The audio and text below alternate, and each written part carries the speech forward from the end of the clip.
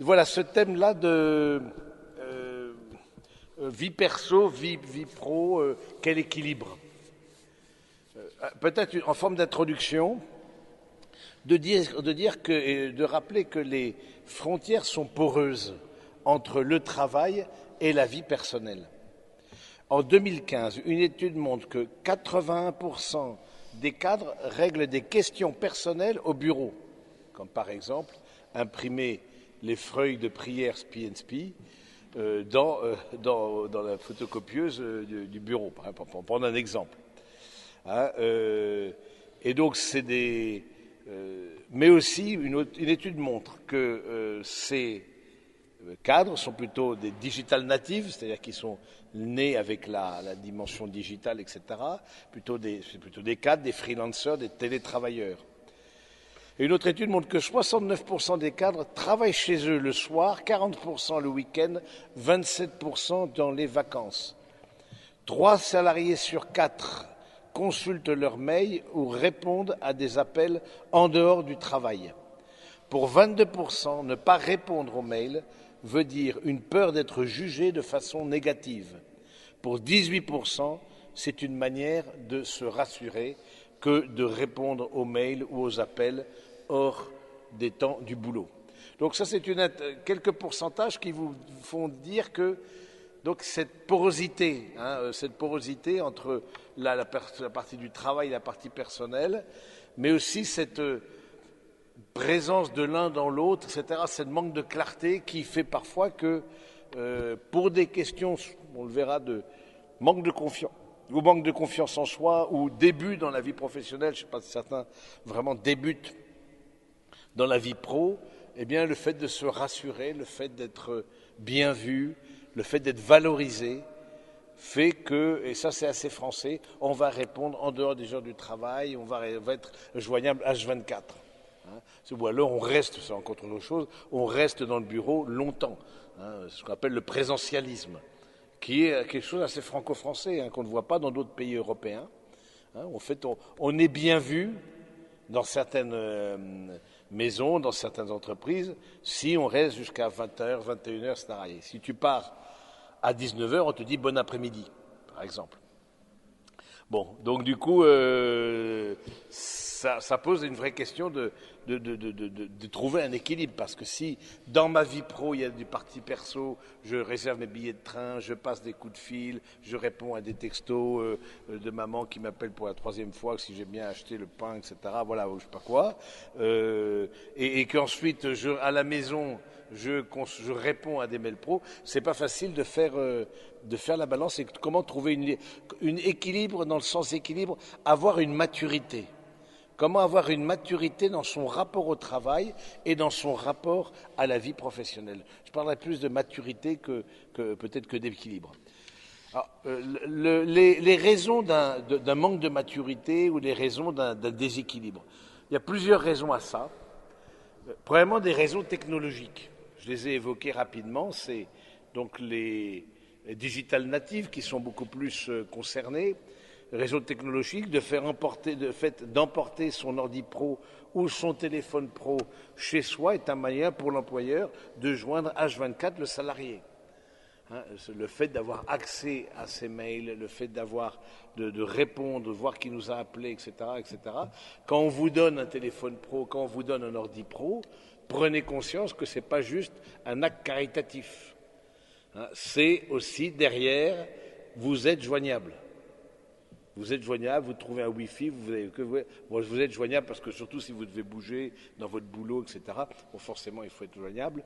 Donc la question technologique, l'hyperconnectivité, l'hyperconnexion fait que c'est difficile de trouver une maturité dans cette relation travail-vie personnelle.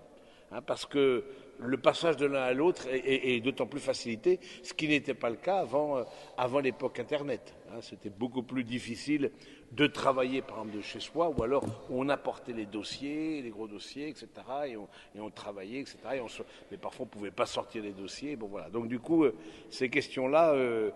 Maintenant, ça n'a pas que des désavantages, cette hyperconnectivité, parce que ça permet aussi je pense à des mères de famille qui me disent, vous savez que la maman a, surtout qu'avec des jeunes enfants, a double journée, que ce soit la vie professionnelle, mais aussi la vie familiale, etc. Mais elles me disent, du coup, je peux aussi, après 21h30, je peux partir à 18h, dans les sociétés qui sont baby-friendly. Donc, je peux partir à 18h sans me faire regarder avec des regards, des yeux en forme de mitraillette, voilà. Je peux partir tôt et ensuite je récupère. Donc, je trouve que c'est pas, n'ayons pas un regard négatif sur ces nouvelles technologies. C'est juste qu'il faut avoir une maturité, c'est juste qu'il faut essayer de trouver au niveau du curseur où est-ce que ça vous semble le plus adapté de mettre ce lien entre les deux. Ensuite, il y a des raisons. Alors, il y a eu, peut-être vous avez été au courant, en 2017, le droit à la déconnexion dans les entreprises de plus de 50 salariés. Voilà, il y a eu le droit à la déconnexion, c'est-à-dire que si on ne répond pas en dehors des heures, ou une fois quitté le travail, le bureau, etc., ou l'usine, ou quoi qu'est-ce, ben, du coup, on n'est pas tenu de répondre aux mails ou tenu de répondre aux appels, etc., aux SMS. Mais plus que des raisons technologiques, la raison de la difficulté d'harmoniser les choses, c'est beaucoup du côté de la psychologie qu'il faut le voir. La peur d'être jugé, d'être mal vu, la peur, au fond, de ne pas avoir assez de valorisation. Derrière ça, c'est une difficulté à gérer la culpabilité. Et ça n'a pas échappé à certaines entreprises. Et soyez très attentifs, j'avais fait un topo, je ne vais pas le reprendre complètement, mais sur le burn-out et sur les manipulateurs, c'est sur le site de SPNSP. Et du coup, soyez attentifs quand on vous culpabilise outre mesure. C'est-à-dire quand quand vous voyez un manager, un hiérarchique qui rentre dans une forme de culpabilité, qui rentre dans une forme... Dites-vous que vous êtes potentiellement en face de quelqu'un qui veut vous manipuler.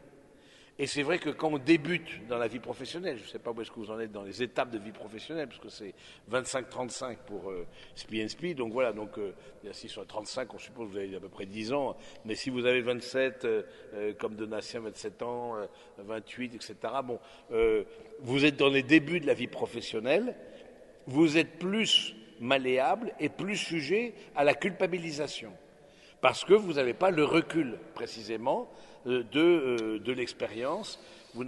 C'est le début, donc vous voulez donner votre maximum, et c'est bien naturel. Et voilà, je vous invite à être attentif quand quelqu'un, et c'est vrai dans la vie pro, mais c'est vrai dans la vie perso, vous culpabilise alors que vraiment en conscience, alors c'est là où c'est pas facile parce que, mais peut-être de voir avec d'autres collègues, etc.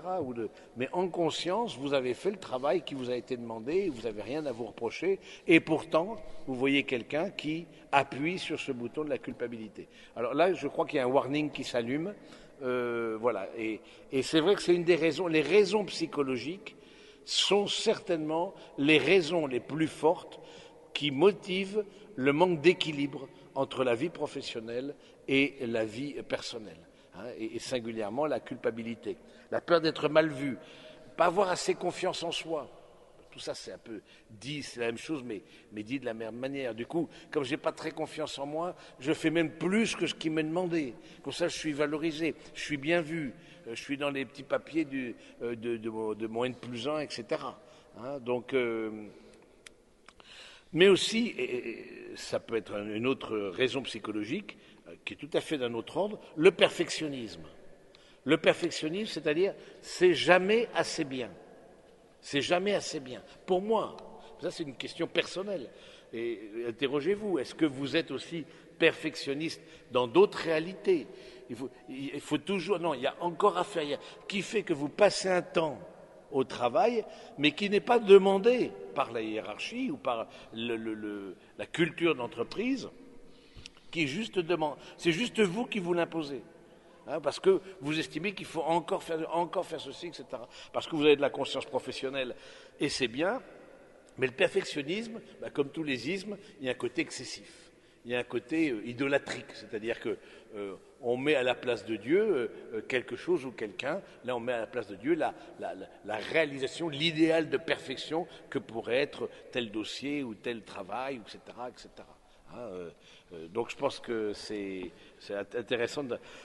Ensuite, une autre réalité psychologique qui peut aussi vous jouer des tours et vous empêcher de mettre peut-être des limites, hein, c'est justement la peur de dire non. La peur de dire non, alors vous savez, et ces peurs-là, tous ces aspects psychologiques, ils se rejouent aussi dans la vie perso. C'est pas simplement dans la vie pro. Dans la vie perso aussi, vous pouvez avoir cette difficulté dans la confiance en soi, cette difficulté à mettre les limites. Et vous savez que dire non, c'est dire je. Et dire je, c'est dire non.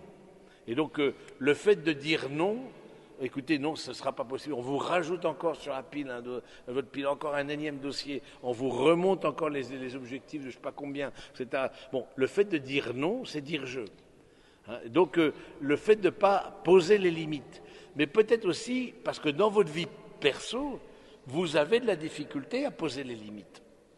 À poser les limites avec les parents, par exemple, poser les limites avec si vous êtes en couple, avec votre partenaire, à poser les limites avec vos amis. Voilà, vous êtes facilement influençable, facilement culpabilisable, et donc du coup, vous allez dans le sens de celui qui a parlé en dernier. Donc je trouve ça intéressant d'être attentif à ça, de cette question d'accueil des limites. Au fond, derrière ça, il y a une vertu chrétienne très, très puissante, qui est l'humilité. Accepter de mettre des limites, c'est sortir de la toute-puissance. C'est sortir que je peux tout. Et donc c'est accueillir une certaine imperfection. Tout en faisant mon maximum, j'accueille une certaine imperfection. Et je pense que c'est quelque chose qui est... voilà. Et encore une fois, moi, comme ça, je me rappelle l'exemple d'un patron, etc. Il disait, si la personne reste au-delà de 18 heures, c'est qu'elle n'est pas faite pour ce travail. C'est-à-dire que il y a aussi certains qui raisonnent comme ça, comme chef d'entreprise, etc. Je vous donne du travail, il me semble que ce travail doit être réalisé en tant de temps. Et voilà, mais du coup, le fait de mettre des limites, c'est aussi un questionnement. Est-ce que j'ai la capacité? Est-ce que ce travail est fait pour moi? Au fond, l'équilibre vie pro, vie perso vous questionne sur vos talents et sur la qualité du travail. Et est-ce que ce travail-là vous est destiné, quoi? Ça va être le lieu d'épanouissement des talents et de vos charismes, des grâces que vous avez reçues. Donc, la question de l'humilité comme accueil des limites, etc., je pense que c'est vraiment au cœur de toute la vie chrétienne, mais au cœur de toute la vie en général, pas seulement chrétienne, de toute la vie, accepter de dire jusque-là c'est bon, après je peux plus. Donc des raisons. Ensuite, autre raison psychologique qui est aussi fait écho aux autres, etc., mais qui dit d'une autre manière, peut-être ça vous parlera plus, etc., le désir d'être valorisé. Vivre dans le regard des autres, le désir de plaire. Le désir de plaire est une plaie. C'est-à-dire que vraiment, ça il faut vous... Et c'est là aussi la vie spirituelle peut vous aider grandement à prendre du recul et à prendre de la distance. Vous n'êtes pas ce que vous êtes dans le regard de vos collègues ou dans le regard de votre hiérarchique. Vous êtes ce que vous êtes d'abord sous le regard du Seigneur. Et donc, et c'est vrai, et encore une fois, ça peut aussi être ce désir de plaire dans la vie amoureuse, le désir de plaire dans la vie amicale, etc. Parce qu'on est une unité. Donc, ce que vous vivez au travail, c'est intéressant. Ce que vous vivez au travail, dites, c'est peut-être quelque chose qui, et certainement, ailleurs se manifeste aussi. Ça se manifeste dans ma vie amoureuse, amicale, familiale, etc., associative, si j'en ai une. Bon, parce qu'on est une unité. Donc, ce désir d'être valorisé, ce désir de plaire, de dépendre du regard des autres, dépendre de ce que l'on va dire de moi, des critiques, etc., etc. Alors que c'est, je veux dire, le commun. C'est le commun de la vie. Je veux dire, vous faites quelque chose, forcément vous êtes critiqué. Mais là où la vie chrétienne est un vrai plus, c'est que vous pouvez acquérir une distance par rapport à ces critiques. Honnêtement, dans votre examen de conscience face au Seigneur, eh bien vous vous dites, voilà, j'ai fait honnêtement ce qui était possible. Hein, et donc, et puis vous pouvez éventuellement demander conseil à d'autres qui sont dans la même profession pour dire, mais est-ce que ça te paraît bien, est-ce que ça te paraît mal, etc. Parce que peut-être on peut être trop indulgent aussi avec soi-même, mais on est parfois aussi trop exigeant avec soi-même. Et c'est aussi une forme d'éducation. Hein, ce perfectionnisme, cette barre haute qui fait que c'est jamais assez bien. Donc, je trouve ça intéressant au fond, le rapport pro-perso vous fait grandir dans l'humilité, peut être un vrai lieu de croissance spirituelle. Et puis, une autre raison de ce hiatus entre les deux, c'est parfois dû au travail lui-même. Je pense à un travail qui est en même temps une vocation. Des travails vocations, comme avec des dérives sacerdotales. Et quand je dérive sacerdotales, je ne parle pas que des prêtres. Évidemment, tout ce qui est du domaine du soin. Hein, médecins, infirmières, tout le personnel paramédical, etc. Tout ce qui est domaine de l'enseignement. Tout ce qui est du domaine du social. Oui, c'est des métiers vocations. Tout ce qui est l'avocat, par exemple, l'avocature, c'est un métier vocation. Parce que donc il peut y avoir ce qu'on appelle des dérives sacerdotales, parce que par définition, le prêtre a une vocation, bon, c'est pas un métier vocation, mais en fait se croire un peu sauveur. Oui, et ça peut être aussi le danger pour le prêtre, ça c'est. Même si vous n'êtes pas directement concerné, mais dans la prêtrise, on est assez attentif à dire, voilà, est-ce qu'on ne va pas est-ce que le prêtre se réserve aussi un temps personnel, hein? Est-ce qu'il se réserve un temps off? Ou est-ce que, parce que tout le temps sollicité, il se sent valorisé d'aller au-devant de la veuve et de l'orphelin? Oui, donc, mais ça s'applique à d'autres métiers qui ne sont pas uniquement liés au sacerdoce, hein, c'est des métiers qui sont des métiers vocation. Hein, militaires, par exemple, toute la sécurité, les forces de l'ordre, etc. Là où il y a des très grands enjeux, il y a une très grosse valeur ajoutée en termes de sens. Vous voyez, ça c'est des gros enjeux. C'est là aussi, petite parenthèse, c'est là aussi où il y a le plus de risques de burn-out. C'est dans ces métiers vocation. Parce que justement, on n'a jamais fini de soigner, on n'a jamais fini d'enseigner, on n'a jamais fini de sécuriser les citoyens, etc. Donc, et si j'en faisais un petit peu plus, et si ceci, et si cela. Hein, donc, là aussi, je pense que l'humilité, l'accueil de sa limite, va être la réponse tant comme prêtre comme pour tout laïc qui rentre dans ce style de métier, la vie spirituelle avec l'accueil de l'humilité est certainement une réponse, en tout cas un chemin pour dire, voilà, je ne suis pas Dieu, je ne suis pas le Sauveur, je ne suis pas, voilà, donc ça c'est quelque chose sur lequel il faut travailler. Ou alors les métiers vocation, ou alors ceux qui sont en responsabilité, qui ont leur propre entreprise. Par exemple, j'ai vu 60% des patrons des toutes petites entreprises ne prennent pas de vacances. Tous ceux qui sont patrons d'entreprise, artisans par exemple, commerçants, qui viennent de lancer une start-up. Vous voyez, le monde de la start-up, par exemple, c'est un monde, il faut avoir les yeux bien ouverts. Surtout quand on est jeune. Parce que c'est un monde que de jeunes déjà, pas de base. Et tout est fait pour ne pas faire la distinguo entre perso et pro, parce que c'est d'hyperconnexion par définition, parce que ces startups forcément sont liées au digital, etc. Donc soyez attentifs.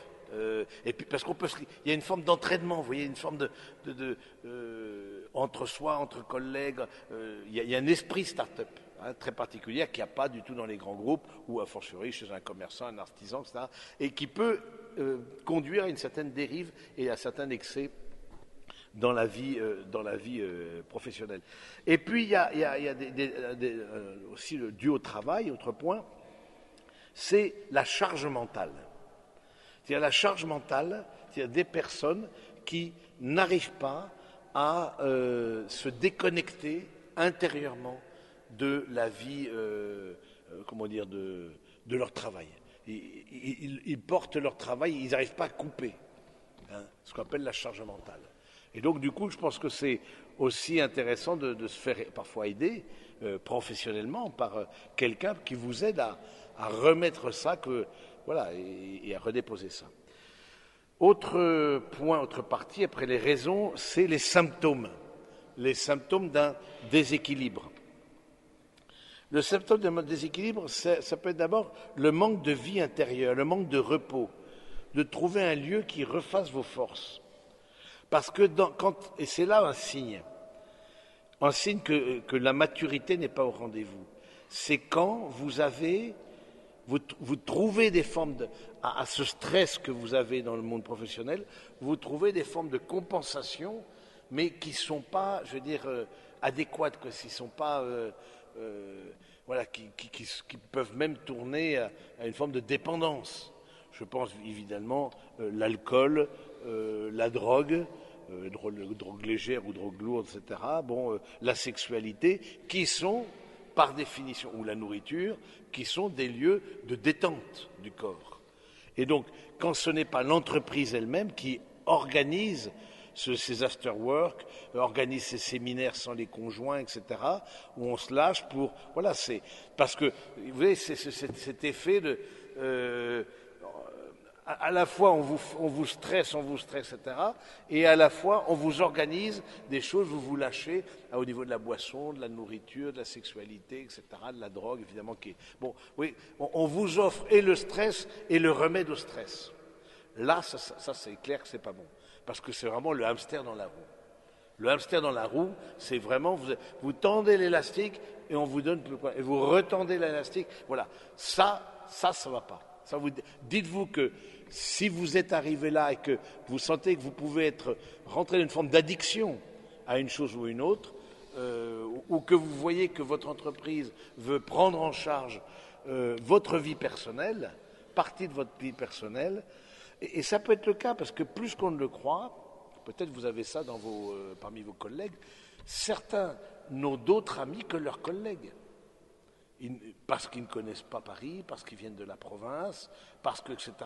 Ils ont d'autres amis que leurs collègues. Donc ils continuent après le travail, ils continuent encore avec les mêmes personnes. Et là où se forment beaucoup de couples, c'est dans le monde professionnel. Parce que vous passez plus de temps avec vos collègues que vous n'en passerez avec votre conjoint. Oui, c'est évident. Et donc forcément, il y a des amitiés et plus si affinités qui fait que vous avez... Voilà. Et donc c'est intéressant de prendre conscience de cette... Parfois, c'est des mesures qui fait que ça déborde, mais trop dans... et je pense que par exemple, une manière, pour offrir une solution, mais là aussi, vous n'êtes pas forcément être obligé d'être copain de vos collègues. Vous n'êtes pas forcément obligé de s'inviter les uns chez les autres, de boire après le travail ensemble, etc., l'after-work, etc. Vous n'êtes pas, voilà, sentez-vous libre. Alors parce qu'aussi, il y a parfois une forme de, oui, mais lui, il ne fait pas ceci, on se compare, et donc on parle mal de toi, parce que tu... Mais c'est là où il y a une liberté. Vous avez aussi votre vie privée, que n'ont peut-être pas d'autres, ou pas autant que vous. C'est aussi les symptômes d'un déséquilibre, c'est au plan aussi émotionnel. C'est l'épuisement émotionnel. C'est-à-dire, vous sentez que parfois cette absence de joie, cette absence d'entrain, c'est l'aspect affectif, voilà, qui est sollicité avec des ascenseurs émotionnels. L'épuisement se traduit parfois par une absence d'énergie dans le travail, une carence dans la volonté, une absence de motivation. Voilà. Vous sentez que vous êtes parfois dans l'incapacité d'accomplir voilà, parce que vous sentez qu'il y a quelque chose qui ne va pas dans votre vie, il n'y a pas une harmonie, il n'y a pas un équilibre. Donc, derrière ça, ce déséquilibre, c'est au fond une forme de maladie du don. Parce que le travail, c'est aussi se donner. Le travail, c'est se donner, une maladie du don. Et vous vous rappelez, j'en ai parlé dans ceux qui n'étaient pas là pour le burn-out, mais vous vous rappelez, vous pouvez regarder, mais il y a un moteur, le don est un moteur à 3 temps. Le don pour soi, Le don, c'est-à-dire on reçoit de quelqu'un pour soi, le don de soi pour quelqu'un d'autre, et le don à soi. C'est-à-dire, le don à soi, c'est on assimile, on prend le temps de dire ce que j'ai reçu, je le fais mien. C'est pas juste recevoir et repartir. C'est comme une vasque, si on veut prendre un exemple. Vous recevez de l'eau, il y a une vasque qui fait que ça se dépose, et ensuite du trop plein, ça se déverse sur d'autres. Mais la question, c'est que quand on est dans une maladie du don, et ça peut être dans tous les domaines, dans les associations, dans la vie religieuse, dans la vie professionnelle, etc., dans la vie amoureuse, c'est qu'il n'y a plus de vasque. C'est-à-dire que je reçois, je donne, je reçois, je donne. À un moment donné, il n'y a plus de moment où ça repose, où on peut décanter, où on peut assimiler, faire sien ce que l'on a reçu. C'est ce qu'on appelle le don à soi. Et du coup, déjà, il y a une partie de la réponse dans ces trois phases du don qui sont faites là. Et donc, le fait de vivre un déséquilibre, une immaturité entre vie perso et vie pro, c'est déjà un signe d'une maladie du don. Maladie du don qui peut se retrouver dans d'autres aspects de votre vie. Faites toujours, pardon de répéter, mais tout est lié. Nous sommes une unité. Âme et corps, mais pas seulement. Nous sommes les mêmes à la maison, au travail, en famille, avec les amis, etc. C'est la même personne. Voilà. Donc, soyez attentifs de voir est-ce que cette maladie du don, au fond, n'est pas. Est-ce que vous ne courez pas d'amitié en amitié, la peur de l'agenda vide? Évidemment, ça veut dire un rapport au temps qui n'est pas équilibré, quand vous n'arrivez pas à vivre de façon assez harmonieuse, vie pro et vie perso. Il y a un rapport au temps, il y a une surchauffe du temps, il y a une condensation du temps. Vous mettez, c'est ce qu'on appelle l'activisme, qui est aussi qui est très important. Activisme et perfectionnisme, c'est des maladies spirituelles. Donc le perfectionnisme, c'est jamais assez bien, etc. L'activisme, je n'en fais jamais. Je pourrais en faire plus. Je mets dans 24 heures plus que 24 heures. Mais à tous les niveaux. À niveau, ça peut être au niveau SPI, parce qu'à Paris, tous les soirs, vous pouvez, groupe de prière, groupe machin, etc., de trucs, etc., vous pouvez avoir des quantités de choses extraordinaires. Donc du coup, si j'arrive pas justement à limiter et à laisser on va parler du repos comme un lieu justement d'équilibre, des temps des temps où je vais pouvoir décanter ce que j'ai reçu, évidemment, on ne va pas aller dans un équilibre personnel, dans une maturité. Donc la question du rapport au temps est centrale dans cet équilibre pro et perso. C'est vraiment c'est central. Parce que c'est central dans notre vie. Toute notre vie, par définition, est un rapport au temps, comme aussi c'est un rapport à la matière. Voilà, donc autre point, qui est un symptôme aussi de dysfonctionnement, c'est des symptômes somatiques, c'est-à-dire liés au corps, où vous voyez que vous êtes en surchauffe au point professionnel, vous n'avez pas votre partie affective qui vous est donnée par vos amis, votre famille, etc. Et donc le corps réagit par des angoisses, il y a tels milliers de l'eczéma, etc. Toutes les maladies psychosomatiques, tout simplement. Ensuite, un autre point aussi qui peut être signe de cette tension, c'est la diminution de l'accomplissement professionnel. C'est-à-dire que la personne elle-même, ça touche à la personne elle-même. La personne se convainc de son inaptitude, de son incompétence, une impression d'échec.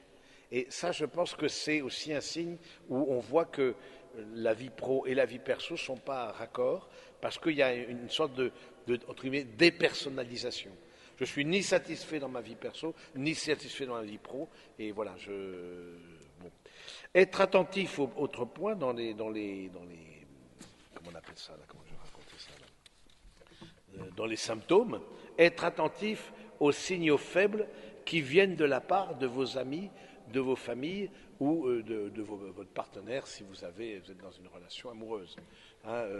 C'est des signaux faibles, on ne te voit plus, on te sent fatigué, on sent que voilà, tu es d'une certaine triste alors que tu es de tempérament joyeux, etc. Des petites choses qui viennent, pas forcément importantes, mais deux, trois, et répétés par des gens d'horizons divers et qui vous le veulent du bien, ce sont des personnes qui vous aiment, et du coup vous dites, tiens, au fond, les signaux qui me sont envoyés, tiens, c'est plusieurs personnes qui ne se connaissent pas entre elles qui me disent la même chose. Tiens, est-ce qu'il n'y a pas un warning et un réajustement entre pro et perso à établir?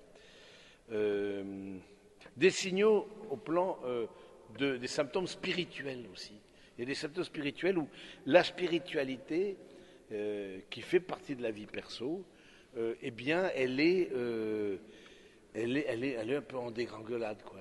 Voilà, on sent que la vie de prière, alors que j'avais une vie de prière assez habituelle, par exemple, où volontiers je méditais sur la parole de Dieu, où je lisais j'ai une application sur lire l'évangile, etc., au quotidien ou quoi qu'est-ce, ben vous sentez que, tiens, ça fait plus. Alors, avant, je faisais une retraite une fois par an, maintenant, ça fait 3-4 ans, j'en fais pas. Tiens, au niveau de ma vie de prière, je confiais ma journée au début, maintenant, je le fais plus.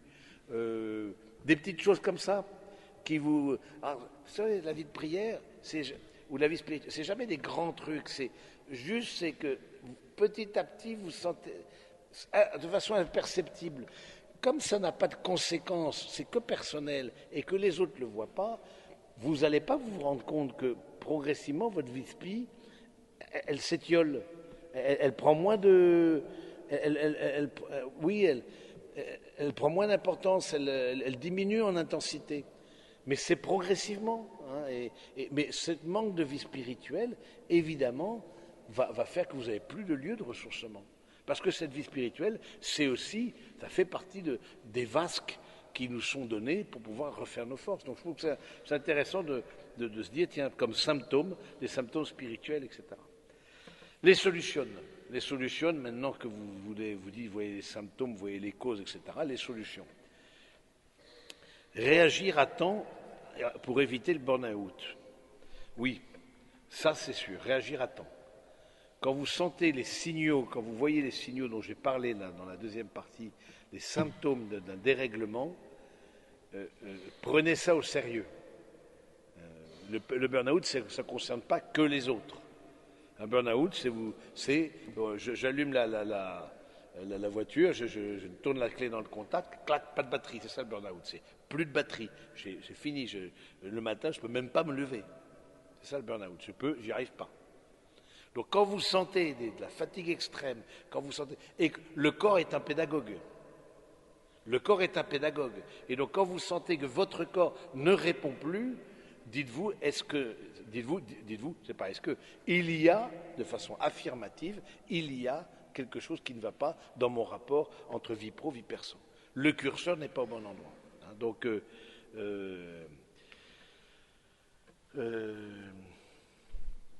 ensuite, c'est savoir s'octroyer un certain nombre, évidemment comme une solution ou remède, s'octroyer des pauses.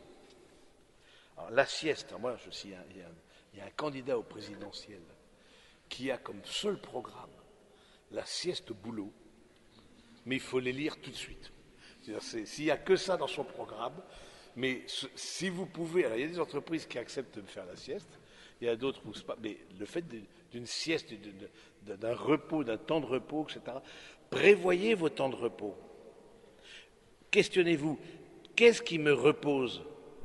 Au lieu de jouer le hamster dans la roue et entre tension et détente avec de l'alcool ou quoi qu'est-ce. Qu'est-ce qui me repose? Qu'est-ce qui refait C'est pas facile à savoir. Moi, j'ai mis des années à savoir ce qui me reposait. C'était pas facile. Hein, moi, ce qui me repose, c'est l'eau, donc me baigner, etc. Ensuite, c'est le soleil. Et c'est le silence, la solitude. Je vis en communauté, donc le fait d'être en silence, solitude, au soleil, voilà, ça c'est mon truc, c'est simple, c'est pas cher, etc. Je ne sais pas tellement, je ne vous demande pas un 5 étoiles, je ne sais pas où, à Ibiza ou ailleurs, surtout Ibiza, bon c'est un peu olé, voilà, bon bref. Donc, bon voilà. Et vous, qu'est-ce qui vous repose? C'est ça, posez-vous la question. Qu'est-ce qui refait mes forces? Mais profondément, je veux dire, qu'est-ce qui... Là, je vous ai cité des choses toutes simples. Hein, et du coup, voilà, ça a orienté mes vacances. On a 15 jours de vacances dans la communauté. Voilà, voilà, je sais où prendre mes vacances, où pas les prendre, par exemple. Donc, du coup, c'est intéressant voilà, qu'est-ce qui vous repose, qu'est-ce qui refait, et de laisser, je pense, comme solution, de laisser des temps vraiment off, de laisser des soirées. Vous n'êtes pas obligé de remplir toutes vos soirées. Vous n'êtes pas obligé de ça, vous ne vous sentez pas obligé vraiment de lancer des temps off, que dans l'agenda, il y ait des temps, voilà, d'ajustement. Peut-être qu'il y aura quelqu'un qui passera, ou tout simplement être là pour soi, se détendre, lire, regarder une série ou quoi qu'est-ce, voilà. Donc, mais je suis vraiment étonné de voir l'importance de cette dimension on peut dire, comment on peut dire ça, oui, spirituelle, de repos, et voilà, par exemple, je suis très étonné, vous voyez, et c'est un signe des temps. Je ne sais pas si vous connaissez l'application Petit Bambou. Il y a Petit Bambou, 2 millions qui ont chargé l'application. Petit Bambou, c'est tout un univers zen, tout, quoi. Alors, tu t'écoutes ton corps, moi, je ne sais pas télécharger, enfin je télécharge, mais tu écoutes ton corps. Mais non, mais c'est très bien. Non, mais si ce n'est que il y a zéro verticalité. C'est toi, moi, je, moi. Donc du coup, j'écoute ma respiration, donc tu as tout univers zen, tu as des trucs dans les oreilles, tu as des petits bruits d'eau, etc. Tout ça, bon, pourquoi pas. Mais 2 millions de personnes en France qui ont téléchargé ça, c'est énorme. Ça veut dire ou la méditation de pleine conscience. Ça veut dire qu'il y a un vrai besoin dans nos sociétés d'une dimension contemplative, qui, en l'espèce, n'est pas religieuse. Oui, il n'y a pas que la dimension. Il y a des dimensions contemplatives qui ne sont pas toujours religieuses. Là, par exemple, c'est un exemple. Mais ça veut dire que nos contemporains, et moi qui vis dans une communauté ou un lieu d'accueil spirituel, dans une abbaye, voilà, où on sent les demandes, c'est tous les jours, de gens croyants ou pas. C'est étonnant aussi, de gens qui demandent juste du silence, de la solitude.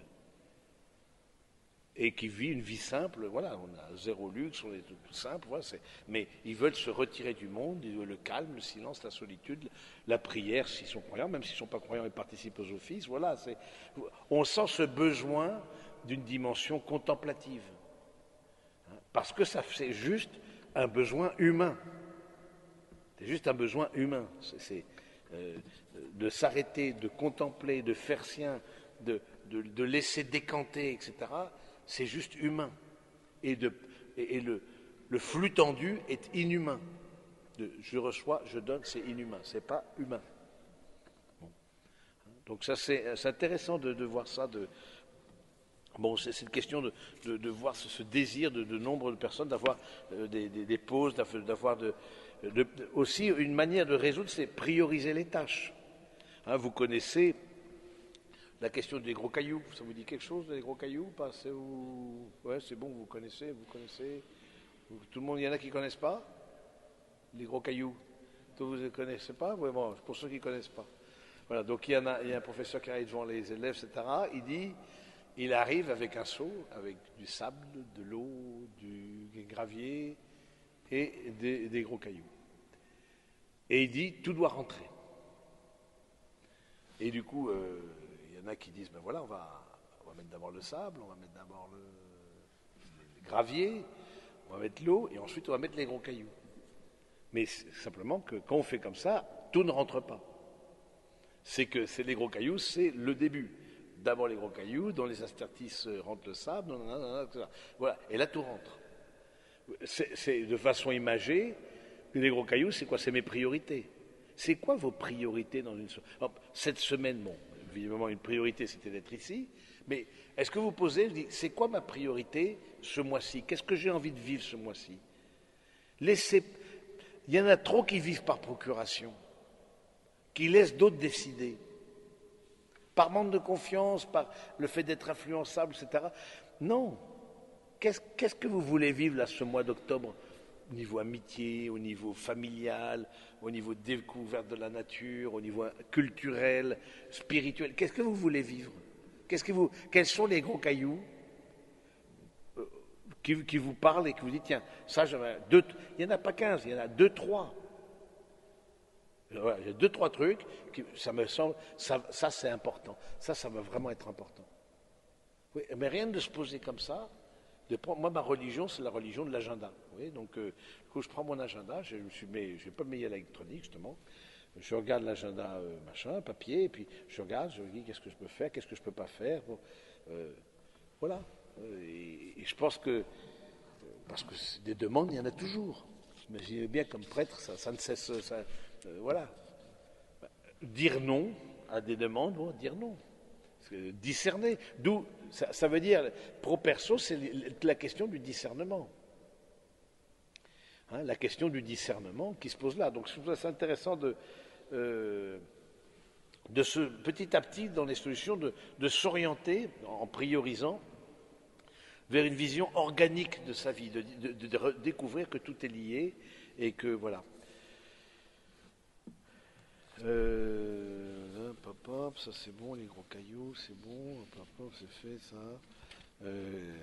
Oui. Si vous êtes dans la posture de manager, parce qu'il y a peut-être certains d'entre vous qui, somme toute, sont en responsabilité, montrez l'exemple. Partez tôt, par exemple.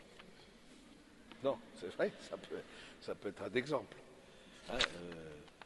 Développer un management bienveillant, j'ai fait tout un topo sur le management bienveillant aussi, c'est le site de SPSP, parce que c'est enregistré les topos, donc voilà, un management basé plus sur les talents et pas seulement sur les objectifs. Bien sûr qu'il y a des objectifs, c'est même pas un sujet.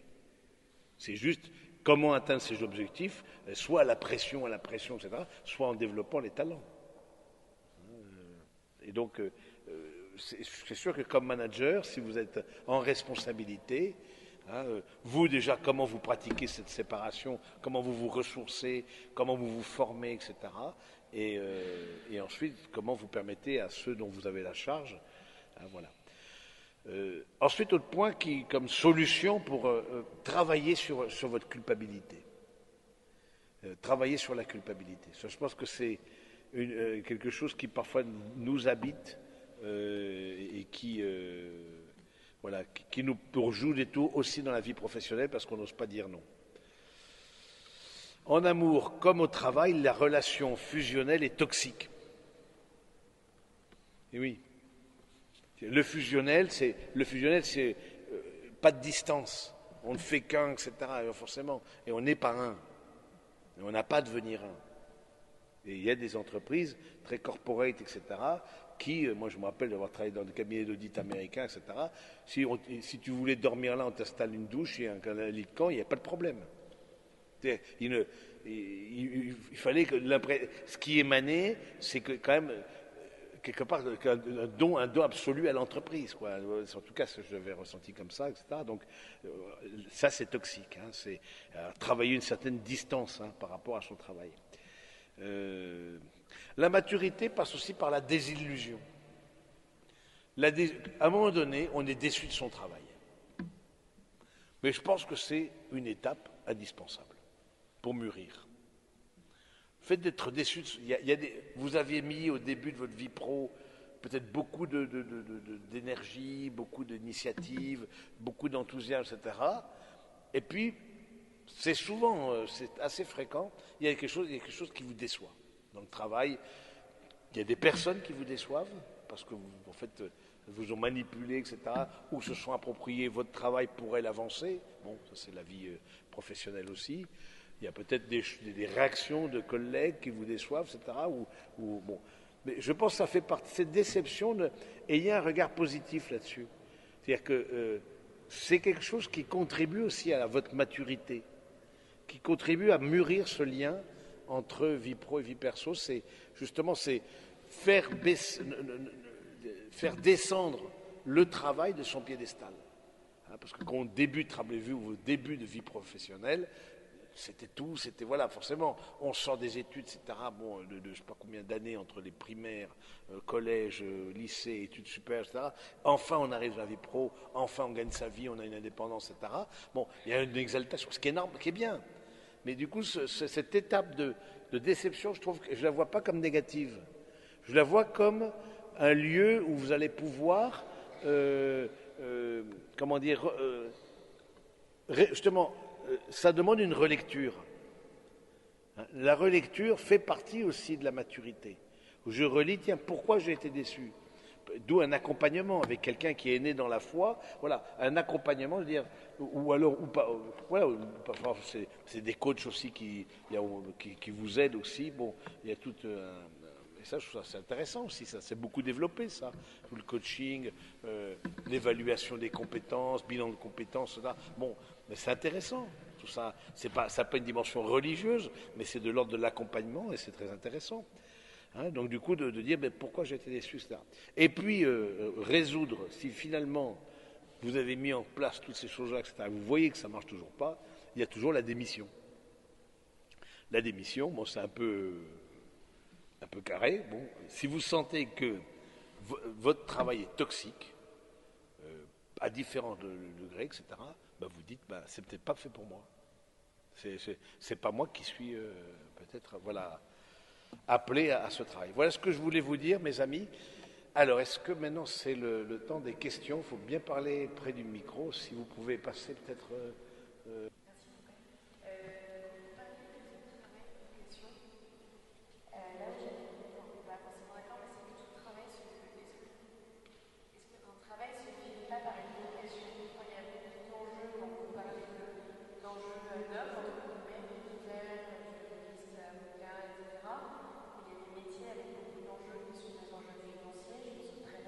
Hmm,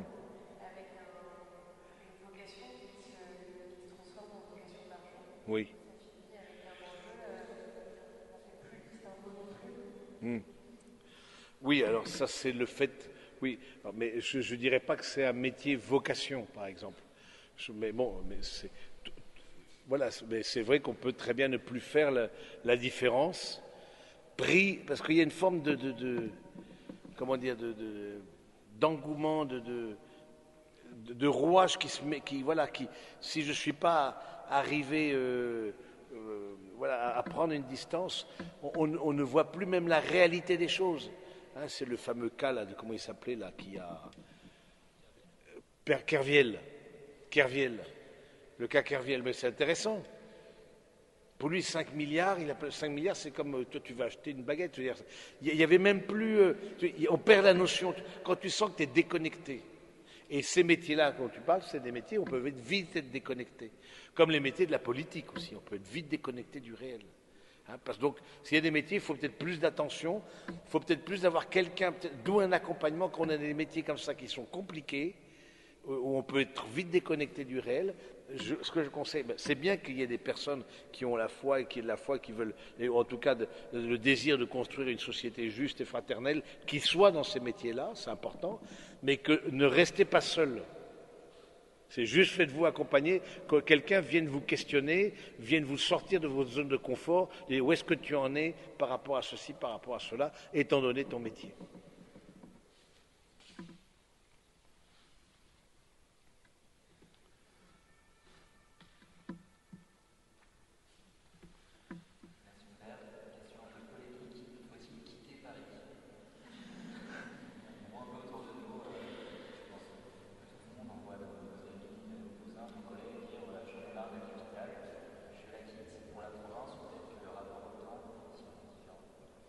Ah oui, certainement. Alors, le rapport au temps, moi qui habite la province et qui habite au milieu de nulle part, il y a où 200 habitants, il y a les moines et les sangliers, donc du coup c'est vrai que c'est vraiment très très dépaysant, mais c'est sûr que le rapport au temps en province n'est pas du tout le même. Ça c'est évident. Donc ça peut être aussi, c'est vrai que je ne l'ai pas vu comme solution, si votre entreprise vous propose c'est autre chose, c'est vraiment autre chose. Et c'est vrai qu'il y a un effet parisien qui est très prononcé. Je veux dire, dans cette condensation du temps, dans cette accélération, il y a quand même un effet très parisien qu'on ne retrouve pas même dans les grandes métropoles comme Lyon, Lille, Marseille, etc., qu'on ne retrouve pas du tout de la même manière.